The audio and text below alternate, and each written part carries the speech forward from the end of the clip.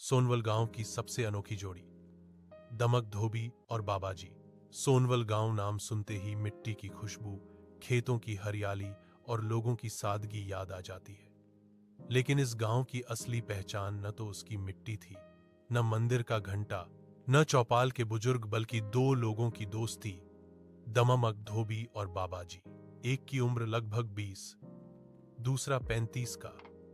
एक जवान, फुर्तीला, थोड़ा नटखट, दूसरा शांत, अनुभवी, लेकिन उतना ही मस्तमौला।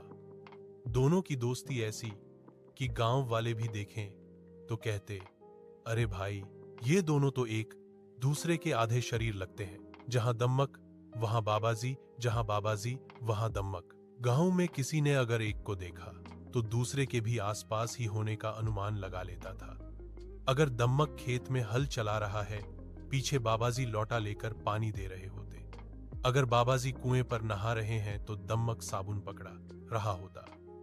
और लोग तो मजाक में कहते थे, ये दो ऐसे यार हैं कि टॉयलेट भी एक साथ जाते हैं। और सच कहें तो ये बात झूठ भी नहीं थी। कई बार गांव के लड़के मजाक में बोलते, अगर कभी किसी ने दमक को अकेला बैठा देखा ना, तो समझ लेना बाबाजी का कुछ बिगड़ गया होगा। उनकी दोस्ती पर गांव की जलन। सोनावाल उतना बड़ा गांव नहीं था, मगर बात फैलने में यहां वक्त नहीं लगता था। गांव की औरतें तक कहती, हमारे आदमी तो 1 घंटे साथ बैठ जाएं तो झगड़ पड़ते हैं। और इन दोनों को देखो, जैसे पिछले जन्म में भी साथ जन्मे हो। बच्चे उन्हें देखकर कहते, भाई, दोस्ती करनी है तो इन दोनों जैसी। लेकिन कुछ लोग थोड़े जलते भी थे।